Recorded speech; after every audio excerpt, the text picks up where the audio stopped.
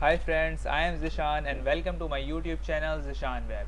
Today in this video, I will show you how to add bulk action and row action button in WP list table on WordPress.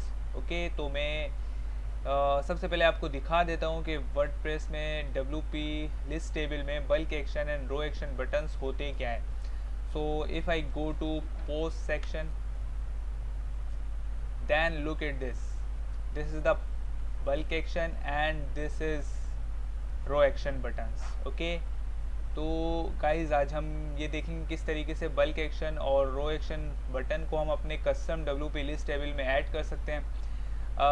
अगर आपने मेरी पिछली दो video नहीं देखी है तो मैं आपको स्ट्रांगली सजेस्ट करूंगा कि आप वो दोनों वीडियो लाजमी देखें ताकि आपको कॉन्सेप्ट सही तरीके से क्लियर हो सके. ठीक है तो पिछले दो वीडियो में हमने क्या किया था, एक प्लगइन बनाया, उसमें एक मेन्यू पेज ऐड किया था और इसके कॉल बैक फंक्शन में हमने एक फ़ाइल रिक्वायर की थी, उसमें हमने WP लिस्ट टेबल बनाया. ओके तो WP लिस्ट टेबल में बल्क एक्शन को इस्तेमाल और हमने डेटा डायनेमिक डेटा फिर शो करवाया अपने WP लिस्ट टेबल में.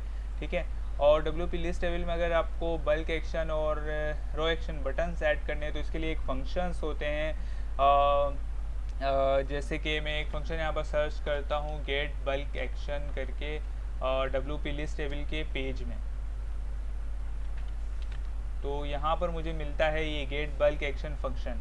कि तो मैं जस्ट इस फंक्शन को यूज़ करूँगा और यहाँ पर बटन्स ऐड करवाऊँगा. ठीक है तो यहाँ पर आता हूँ और यहाँ पर एक कमेंट कर देता हूँ मैं और WP list table bulk actions. Okay तो यहाँ पर मैं पब्लिक फंक्शन एक बनाता हूँ और मैं इस पब्लिक फंक्शन, ठीक है, और ये गेट बल्क एक्शन, ठीक है, मैंने इसे पेस्ट कर दिया और इसमें मैं सबसे पहले लूँगा मैं एक एरे बना देता हूँ. ठीक है और एक एरे में मैं क्या करूँगा, यहाँ पर मैं की लिख देता हूँ इसका, जैसे कि अपने प्लगइन का जो प्रीफिक्स है वो हम यूज़ कर लेते हैं WLT, और एक डिलीट बटन में बना देता हूँ और डिलीट बटन की ये हो गई. और जो लिखने का तरीका है बटन वो मैं यहाँ पर अंडरस्कोर फंक्शन में यूज़ करता हूँ. तो यहाँ पर मैं स्मॉल ब्रैकेट और यहाँ पर मैं लिख देता हूँ डिलीट. ठीक है और यहाँ पर मैं जस्ट यूज़ कर लूँगा अपना टेक्स्ट डोमेन. ओके तो ये हमारा टेक्स्ट डोमेन भी आ गया. तो यहाँ पर हम कॉमा यूज़ करेंगे और एक और रो बनाएंगे WLT एडिट के लिए. ठीक है तो ये हो गया हमारा बल्क एक्शन जो कि डिलीट और एडिट है. यहाँ पर मैं इसी चीज़ को कॉपी कर लेता हूँ और जस्ट यहाँ पर एडिट लिख देता हूँ. ठीक है तो एडिट और डिलीट के लिए मैंने कर दिया. अभी मैं अगर आके यहाँ पर रिफ़्रेश करूँ तो ऐसा कुछ ऐड नहीं होगा क्योंकि मैंने अभी सिर्फ एरे लिया है और यहाँ पर आपने देखा कि एम्प्टी एरे रिटर्न कर रहा है. तो अगर इस एरे में हम कुछ भी रिटर्न करते हैं तो उसकी जगह वो रिटर्न हो जाएगा. ठीक है तो मैं क्या करता हूँ, यहाँ पर इस एरे को ही रिटर्न करवा देता हूँ. जस्ट मैं अब just reload the page and आपने देखा कि यहाँ पर जो है इस तरीके का बिल्कुल बल्क एक्शन बटन और अप्लाई बटन वगैरह जो कि बिल्कुल ऐड हो चुका है. ठीक है तो इस तरीके से हम WP लिस्ट टेबल में बल्क एक्शन बटन को ऐड कर सकते हैं. तो अब जस्ट में हम देख लेते हैं कि हम किस तरीके से रो एक्शन बटन को ऐड करते हैं. ठीक है तो ये तो फंक्शन हो गया बल्क एक्शन का. तो यहाँ पर एक फंक्शन बना लेते हैं WP list table row actions. ठीक है तो सबसे पहले यहाँ पर एक फ़ंक्शन बना लेते हैं पब्लिक फंक्शन और उसका भी एक फ़ंक्शन है जिससे हम रो एक्शन बटन ऐड करते हैं क्योंकि WP लिस्ट टेबल ने सारी हमें अपना जो फंक्शन है वो प्रोवाइड किया हुआ है, बस उसकी क्लास को एक्सटेंड करना है और यूज़ करना है. ठीक है और ऊपर हमने उसकी क्लास को एक्सटेंड किया हुआ है ये रहा. ठीक है तो इसके लिए भी एक फ़ंक्शन है, वो है मेरे ख्याल में यहाँ पर मैं सर्च कर लेता हूँ हैंडल रो एक्शन. ये एक फ़ंक्शन है मुझे मिला है. तो ये फंक्शन क्या करता है, 3 पैरामीटर लेता है. तो मैं यहाँ से कॉपी कर लेता हूँ, ये 3 पैरामीटर हमारे पास आ जाएंगे और मैं यहाँ पर रो एक्शन बटन्स और यहाँ मैं कॉपी कर रहा हूँ तो ये यहाँ पर ठीक है, यहाँ पर ये 3 बार कॉपी हो चुका है, इसको सही कर देता हूँ यहाँ पर। ठीक है, तो यहाँ पर मैंने ये फंक्शन यूज़ किया और इसके ब्रैकेट में मैं यहाँ आ जाता हूँ और मैं क्या करता हूँ, मैं जस्ट यहाँ पर थोड़ी सी सैनिटाइजेशन कर दूंगा और वो होगी कि यहाँ पर मैं इफ़ कंडीशन लगा देता हूँ कि अगर प्राइमरी मेन्यू, अगर प्राइमरी मेरी नॉट इक्वल टू है कॉलम मेन्यू के, तो इसको यहीं पर रिटर्न करवा देंगे हम। ठीक है, यहाँ पर एम्प्टी रिटर्न करवा देंगे और कुछ नहीं। ठीक, और यहाँ पर इसके नीचे हम बटन्स बना लेंगे। तो बटन्स भी आपको यहाँ पर एक एरे में बनाना पड़ेगा, क्योंकि यहाँ पर जो है एरे में बना के बटन्स को रिटर्न करवा देते हैं। ठीक है, तो यहाँ पर एक एक्शन के नाम से, एक्शन के एरे में, ये जो एक्शन के नाम से एक वेरिएबल बनाया, उसमें एक वेरिएबल बना के एरे को, एम्प्टी एरे को उसमें सेव करवाया।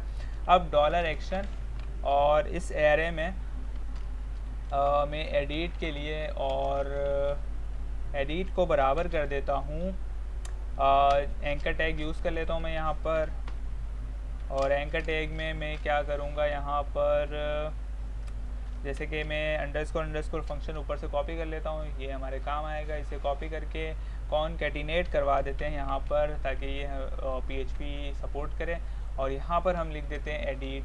ठीक है, एक बटन एडिट के लिए हो गया।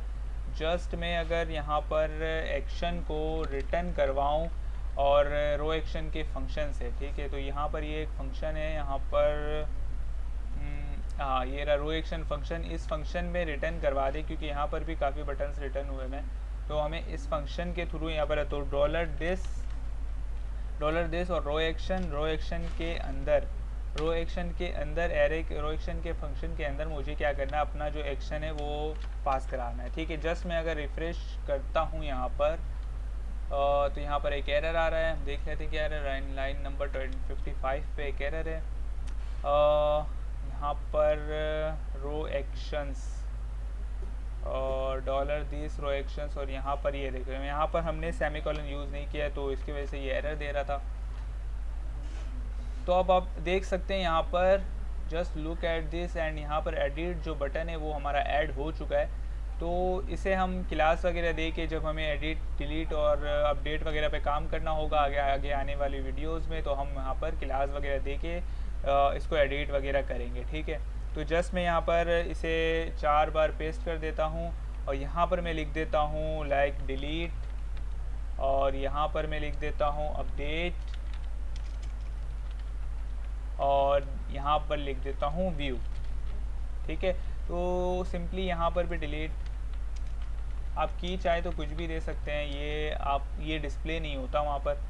और यहाँ पर मैं लिख देता हूँ क्विक एडिट। ठीक है, क्विक एडिट क्या है, यहाँ पर अगर मैं क्लिक करता हूँ तो ये देखें, ये क्विक एडिट है। क्विक एडिट पे भी हम काम करेंगे, और क्विक एडिट के बाद मैं यहाँ पर लिख देता हूँ व्यू। ठीक है, तो यहाँ पर जस्ट मैं अगर रिफ़्रेश करूँ तो, और अगर यहाँ पर होवर कर दूँ, ये चीज़ जो है वो होवर पे ही आता है। और अगर आप यहाँ पर किसी को सेलेक्ट करते हैं तो यहाँ पर अगर ये एंकर टैग है, ठीक है, तो यहाँ पर एडिट, डिलीट और अपडेट एंड व्यू का बटन जो है हमारे पास आ चुका है। ठीक है गाइज, तो इस तरीके से आप bulk action and row action button को ऐड कर सकते हैं अपने WP custom WP list table में। ठीक है, तो ये थी आज की video. So guys, if you like this video then please share this video and don't forget to subscribe and keep watching my videos. Okay, for till then, अल्लाह हाफिज़।